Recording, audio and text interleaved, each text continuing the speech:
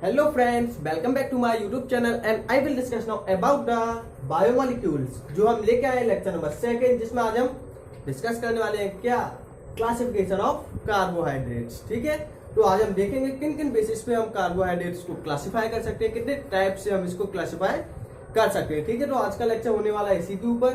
तो चलो शुरू करते हैं। और जिसने भी हमारा लेक्चर नंबर फर्स्ट नहीं देखा है तो उसका लिंक मिलेगा आपको नीचे वीडियो के डिस्क्रिप्शन में, और जिसने नहीं देखा हमारा अमीन चैप्टर तो उसकी प्लेलिस्ट भी मिलेगी हमारे वीडियो के डिस्क्रिप्शन बॉक्स में। ठीक है, तो वहां से जाके देखिए पहले उन्हें, और जब आइए बायोमोलिक्यूल का लेक्चर नंबर 2 देखने के लिए। तो चलो शुरू करते हैं बिना टाइम वेस्ट किए। कॉपी पेन निकाल लेना, नोट्स बनाना शुरू कर देना। तो देखो, सबसे पहले हम कार्बोहाइड्रेट्स को क्लासिफाई करेंगे किसके बेसिस पे? On the basis of, first है ये, ठीक है, ऑन द बेसिस ऑफ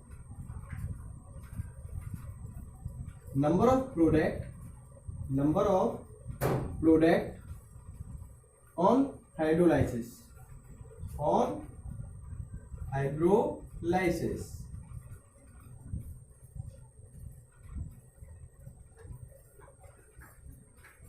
ठीक है। तो जो फर्स्ट टाइप है वो कौन सा है? On the basis of number of product on hydrolysis.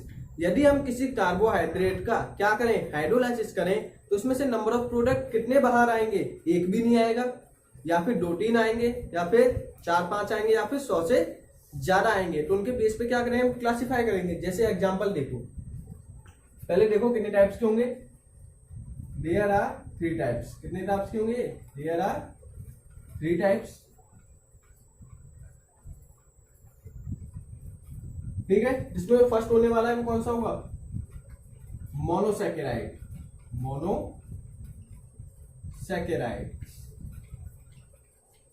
तो मोनोसैकेराइड्स क्या होते हैं? मोनो का मतलब आप सब जानते होंगे क्या होता है? वन। मोनो का मतलब क्या होता है? वन। सैकेराइड्स का मतलब आपको नहीं पता होगा तो मैं बताता हूं आपको। सैकेराइड्स का मतलब क्या होगा? शुगर। ठीक है, सैकेराइड देखो क्या चीज है। सैकेराइड्स इज अ लैटिन वर्ड। क्या ये कि लैटिन भाषा का क्या वर्ड है? विच मीन्स शुगर, जिसका मतलब क्या होता है? शुगर। ठीक है, सैकेराइड्स का एक लैटिन भाषा का वर्ड है जिसका मतलब क्या होता है? शुगर। तो मोनोसैकेराइड्स क्या होंगी? एक शुगर। ठीक है, अब मोनोसैकेराइड्स नाम से पता चल रहा है, मोनो का मतलब एक, मोनो का मतलब एक। ठीक है, तो देखो इसमें क्या हुआ, those carbohydrates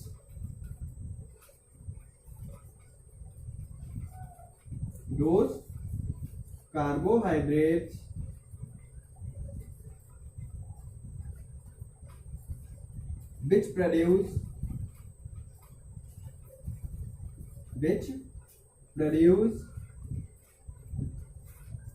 no units. Mono का मतलब क्या होगा? या तो एक यूनिट आएगी या फिर एक भी यूनिट नहीं आएगी। ठीक है, मतलब जिसका हाइड्रोलाइसिस पॉसिबल है ही नहीं है। Those carbohydrates which do not hydrolysis।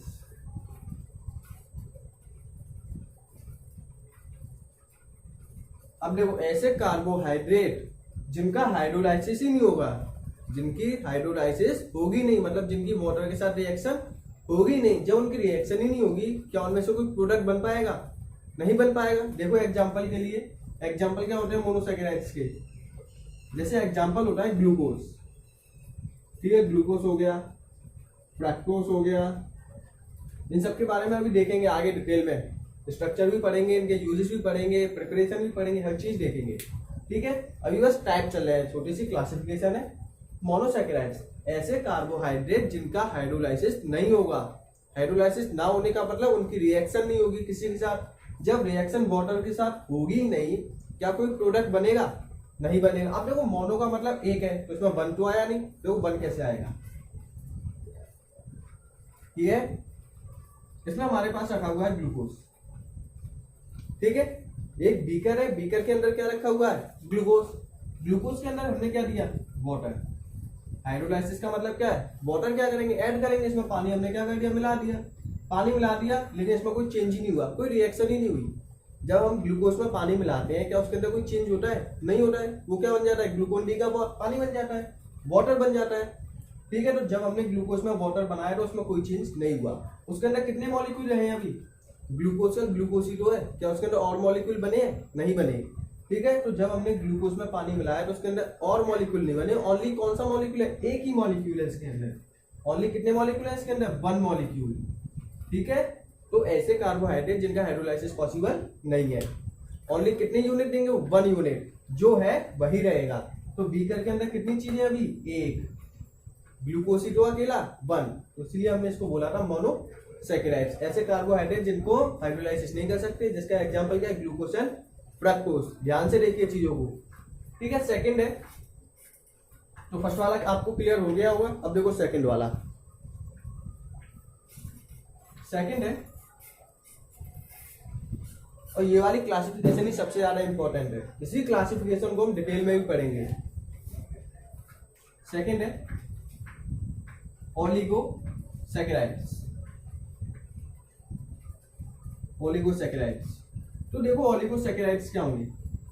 Oligosaccharides होंगे those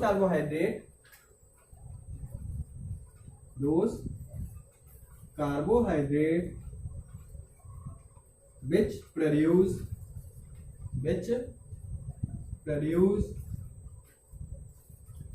2 to 10 units on hydrolysis.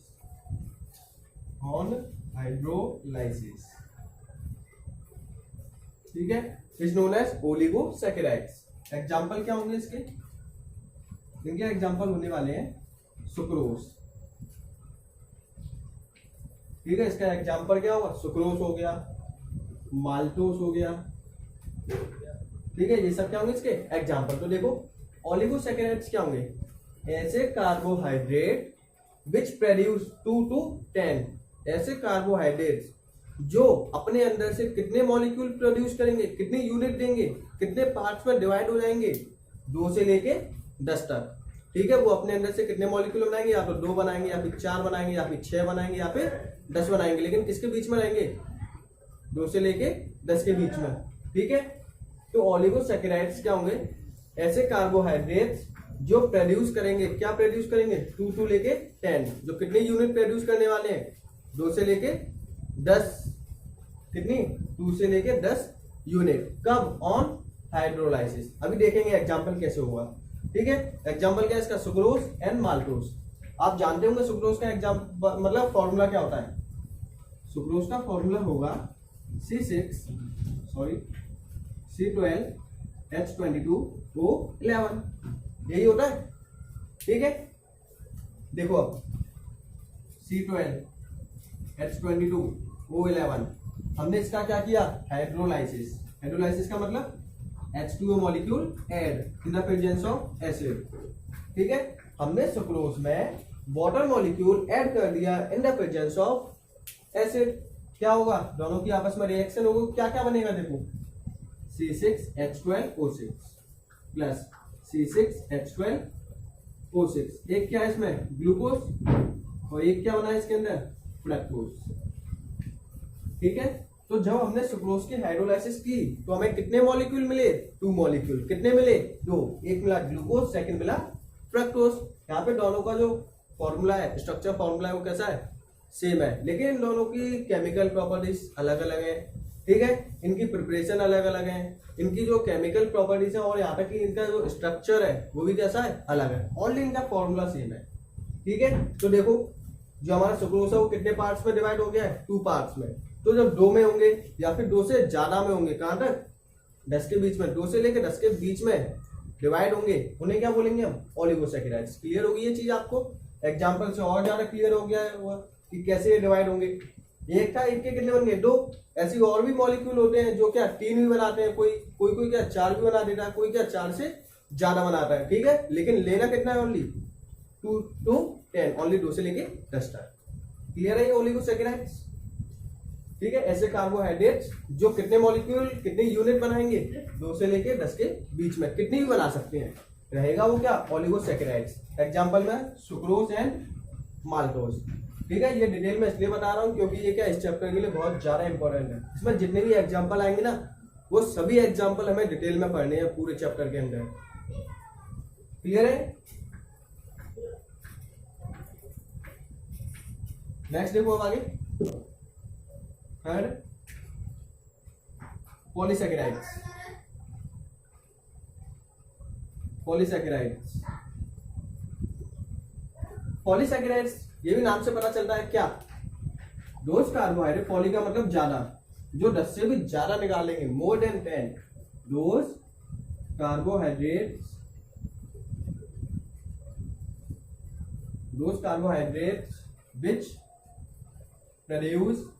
which produce those carbohydrates which produce more than 10 units on hydrolysis.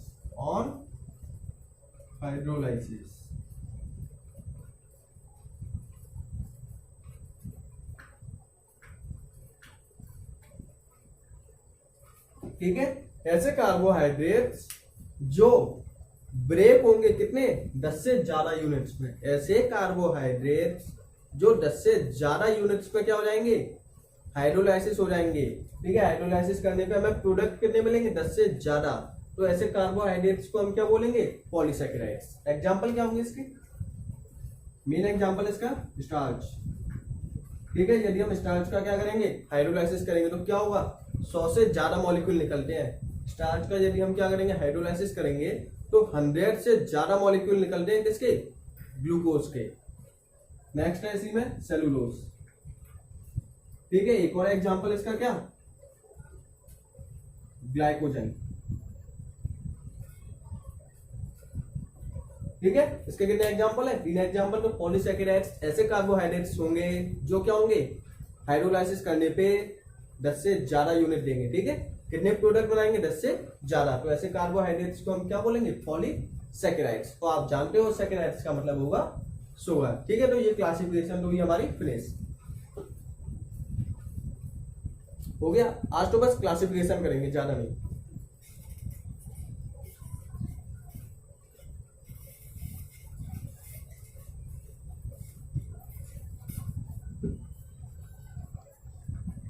अब देखो next, second, on the basis of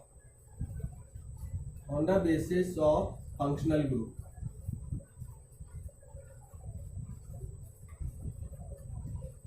on the basis of functional group, functional group के आधार पर कितने carbohydrates होंगे, कितने types के होंगे। ठीक है, तो on the basis of functional group जो कार्बोहाइड्रेट्स है वो होंगे हमारे 2 टाइप्स के। ठीक है, कितने टाइप्स के होंगे, 2 टाइप्स के। There are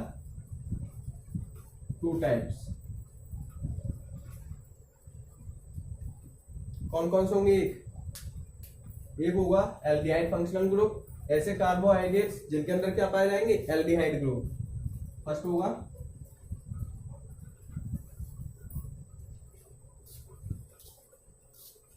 aldehyde group, second है कीटोन ग्रुप। ठीक है,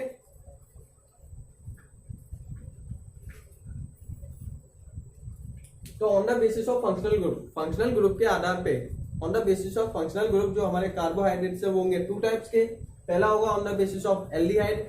ठीक है, ऐसे कार्बोहाइड्रेट्स जिनके अंदर क्या होगा, एल्डिहाइड ग्रुप प्रेजेंट होगा। ऐसे एल्डिहाइड मतलब ऐसे कार्बोहाइड्रेट जिनके अंदर क्या प्रेजेंट होगा, एल्डिहाइड ग्रुप। तो किसके अंदर रखे जाएंगे, एल्डिहाइड ग्रुप के अंदर। कुछ ऐसे भी कार्बोहाइड्रेट्स होंगे जिनके अंदर क्या पाया जाएगा, कीटोन ग्रुप। ठीक है, इसका एग्जांपल क्या होगा,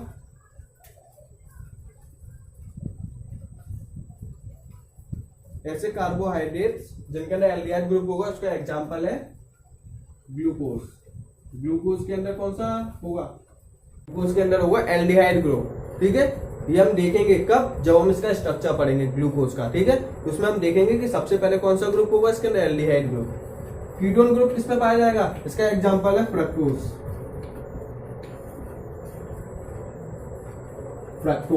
ठीक है। फ्रक्टोज का भी हम क्या स्ट्रक्चर देखेंगे तभी क्लियर हो पाएगा कि इसके अंदर क्या पाया जाएगा, कीटोन ग्रुप। ठीक है, अभी बस आप इनके नाम याद रखो, जैसे आगे वाले लेक्चर आएंगे तो उनपे क्या हमें इनका स्ट्रक्चर ही पढ़ना है, जिनमें क्या होंगी ये चीजें बहुत ज्यादा अच्छे से क्लियर हो जाएंगी। तो ऐसे कार्बोहाइड्रेट्स जिनके अंदर एल्डिहाइड ग्रुप पाया जाएगा वो कौन से होंगे, एल्डिहाइड ग्रुप के होंगे। जिनके अंदर कीटोन ग्रुप पाया जाएगा वो कौन से ग्रुप के होंगे, कीटोन ग्रुप के। ठीक है, तो नेक्स्ट नोट करते जाना साथ के साथ। नेक्स्ट देखो अब आगे third, on the basis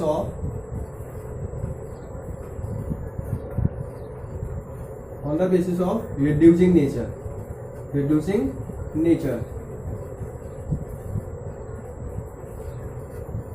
on the basis of reducing nature, reduce करने के आधार पे हमारे कार्बोहाइड्रेट्स कितने टाइप्स के होंगे, 2 टाइप्स के। पहला होगा, फर्स्ट है रिड्यूसिंग शुगर। फर्स्ट कौन सा है, रिड्यूसिंग शुगर। रिड्यूसिंग शुगर क्या होंगी, रिड्यूसिंग शुगर क्या होंगी, ऐसे कार्बोहाइड्रेट्स जो रिड्यूस हो जाएंगे, जिनकी रिएक्शन हो जाएगी किसके साथ, Tollens test and Fehling solution test. अब देखो ये टेस्ट आपने एल्डिहाइड वाले चैप्टर में किए होंगे, एल्डिहाइड एंड कीटोन में क्या, those sugar which reduce by tolerance test and Fehling solution test। Fehling solution test, ठीक है। ये आपने कौन से चैप्टर में किया होगा, टॉलेंट टेस्ट और फेलिंग सॉल्यूशन टेस्ट। याद हो, टॉलेंट टेस्ट को हमने क्या सिल्वर मिरर टेस्ट भी बोलते हैं, और फेलिंग सॉल्यूशन टेस्ट में हम किसका यूज करते हैं, Cu2 पॉजिटिव। हल्का हल्का याद भी आ रहा होगा आपको। तो दो शुगर, ऐसी शुगर जिनकी रिएक्शन हो सकती है किसके साथ, टॉलेंट रिएजेंट के साथ एंड फेलिंग रिएजेंट के साथ। ठीक है, टेस्ट की जाएगा, यहाँ पे रिएजेंट लिखो, जैसे रिएजेंट। ठीक है, यहाँ पे भी क्या है, फेलिंग सॉल्यूशन रिएजेंट। क्लियर है। तो ऐसी शुगर जिनकी रिएक्शन हो सकती है किसके साथ, Tollens reagent and Fehling solution reagent. ऐसी शुगर को क्या बोलने वाले हैं आज हम, रिड्यूसिंग शुगर। तो ऐसी कौन सी शुगर है जिसकी रिएक्शन हो जाती है, ऐसा कौन सा कार्बोहाइड्रेट है जिसकी टॉलेंट एंड फेलिंग सॉल्यूशन के साथ रिएक्शन हो जाती है। तो ऐसा कौन सा है, एग्जांपल देखो इसका।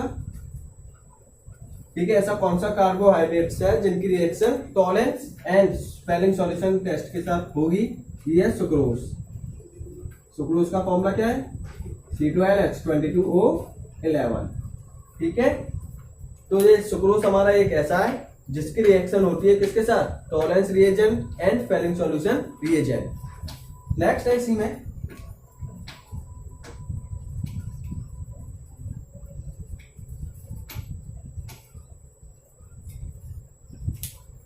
सॉरी, इसमें सुक्रोज नहीं, इसमें है ग्लूकोज एंड फ्रक्टोज। सॉरी, वो गलती से लिख गया था। इसका जो क्या होगा एग्जाम्पल है वो क्या है, ग्लूकोज एंड फ्रक्टोज। अब बात करते हैं non reducing sugar. Non reducing sugar, non reducing sugar क्या होंगी, दो sugar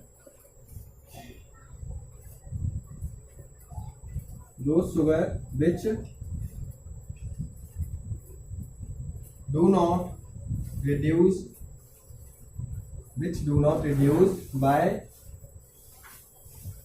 tolerance reagent and Fehling reagent, Fehling solution reagent। ऐसी शुगर जिनकी रिएक्शन क्या है, टॉलेंस एंड फेलिंग सॉल्यूशन के साथ नहीं होगी, ऐसी शुगर को क्या बोलने वाले हैं हम, नॉन रिड्यूसिंग शुगर। तो इनका एग्जांपल क्या होने वाला है, इसका एग्जांपल होने वाला है सुक्रोज। ठीक है, तो रिड्यूसिंग शुगर जिनकी रिएक्शन हो जाएगी टॉलेंस एंड फेलिंग सॉल्यूशन के साथ, तो वो कौन से होंगे, ग्लूकोज एंड फ्रक्टोज। क्यों, उनके पास क्या होता है, 1 डिग्री एल्कोहल। इनकी रिएक्शन क्यों होती है, क्योंकि इनके पास होगा 1 degree alcohol and aldehyde group. Non reducing sugar ऐसी शुगर है जिनकी रिएक्शन नहीं होगी, सुक्रोज एग्जाम्पल में। क्लियर है, नोट करो इसे।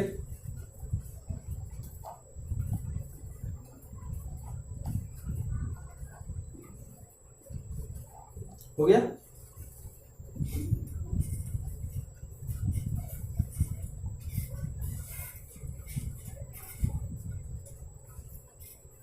नेक्स्ट कार्बोहाइड्रेट की क्लासिफिकेशन है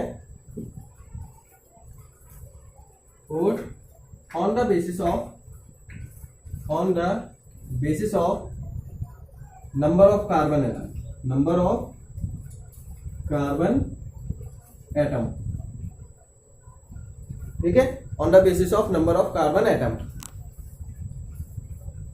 ठीक, तो देखो इसमें on the basis of number of carbon atom, number of carbon एक टेबल बना लेना, इसमें तो अनलिमिटेड है जितने आप चाहो, ठीक है। इस साइड नेम,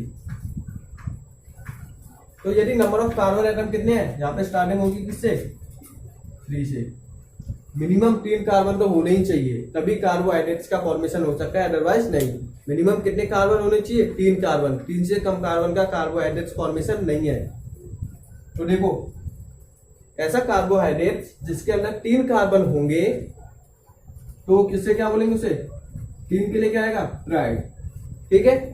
इसी में लगा हुआ एक ओस, अब ये ओस नया आ गया, ट्राइओस। ओस का मतलब क्या होगा, शुगर। ओस का मतलब क्या होगा, शुगर, ठीक है। 3 कार्बन वाले एल्डिहाइड मतलब 3 कार्बन वाले कार्बोहाइड्रेट्स को हम क्या बोलेंगे, ट्राइओस। ओनली उसके अंदर 3 कार्बन ही होने चाहिए, ठीक है। यदि 3 कार्बन का कार्बोहाइड्रेट है तो उसका नेम होगा ट्राइओस। नेक्स्ट है इसी में, यदि 4 कार्बन का है तो अब तो हो ही जाएगा टेट्रोस, ठीक है। ओस का मतलब शुगर है यहाँ पे। ग्लूकोज, उसके पीछे भी ओस लगा है। सुक्रोज, जितने भी पढ़े हैं सबके पीछे क्या है, ओ एस लगा है। ओ एस का मतलब क्या होता है, शुगर। 5 के लिए क्या आएगा, पेंटोस। 5 के लिए क्या आने वाला है, पेंटोस। 6 के लिए ये भी हो ही जाएगा, हेक्सोस। क्लियर है इतने। आगे आएगा 7 के लिए हेप्टोस, 9 के लिए क्या होगा, नैनोस। तो क्या इस तरीके से क्या ये क्लासिफिकेशन कंप्लीट हो जाएगी, ठीक है। तो नंबर ऑफ कार्बन के बेसिस पे ये क्या है, बहुत सारे जितने आप नाम बताओ यहाँ पे क्या बनते जाएंगे। 3 कार्बन के लिए ट्राइओस, लास्ट में क्या लगा देना है, ओएस। 4 के लिए तो टेट्रोस, 5 के लिए तो पेंटोस, 6 के लिए तो हेक्सोस। क्लियर है इतना, ऐसे नोट करो। हो गया नोट। अब देखो कार्बन के साथ साथ यदि मान लो उनके अंदर एक एल्डिहाइड ग्रुप भी आ जाए, कार्बन के साथ साथ यदि इनके अंदर क्या प्रेजेंट हो, एक एल्डिहाइड ग्रुप, ठीक है। यदि कोई एल्डिहाइड ग्रुप हो तो उसके लिए नाम क्या होगा, कार्बन प्रेजेंट है, उसी को ऊपर एक एल्डिहाइड ग्रुप भी आ गया, तो नेमिंग कैसे होगी, तो उसमें क्या लगा देंगे हम, एल्डोस। नाम क्या होगा, एल्डोस, ठीक है। एल्डिहाइड ग्रुप के लिए क्या होगा, एल्डोस। कीटोन ग्रुप है तो नेमिंग कैसे होगी, कीटोस। ये सब क्लासिफिकेशन ही है, क्लियर है, ठीक है। लेकिन सबसे इंपॉर्टेंट क्लासिफिकेशन कौन सी थी, ओनली रिड्यूसिंग शुगर वाली, और जो हमने सबसे फर्स्ट वाली की थी ऑन हाइड्रोलाइसिस वाली। उन दोनों को इंपॉर्टेंट करना है। ये तो एक बार को करो, लेकिन जेईई मेंस के लिए क्या ये भी इंपॉर्टेंट है, ठीक है। बोर्ड के लिए इतना ज्यादा नहीं है। तो ये क्लियर हो गया एल्डिहाइड एंड कीटोन वाला। एक एग्जांपल और देखो उसका, इससे क्या और ज्यादा क्लियर हो जाएगा।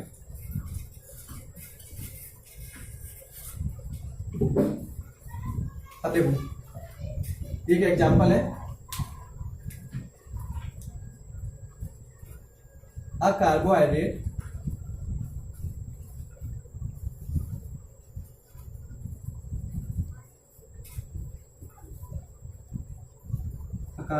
in which a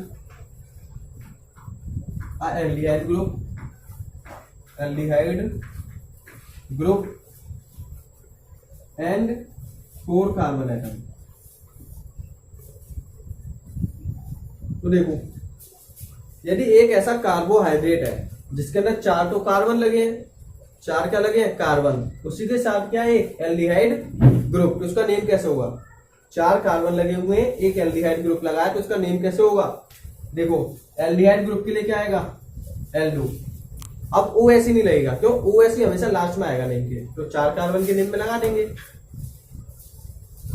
ठीक है, एक एल्डिहाइड ग्रुप भी है, एक 4 कार्बन भी है, तो एल्डिहाइड ग्रुप के लिए आ गया एल्डो। अब देखो 4 तो ये रहे, एल्डिहाइड को क्या लिखेंगे? CHO।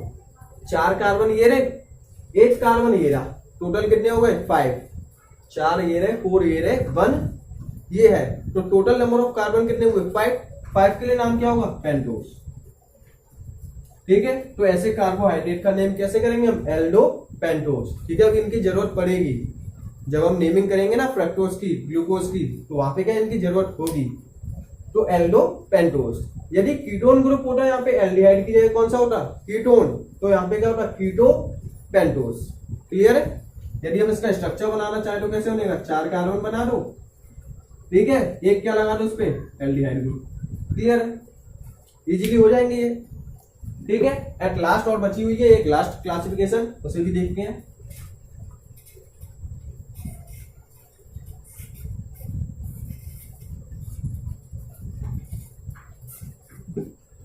देखो लास्ट वाली है, ऑन द बेसिस ऑफ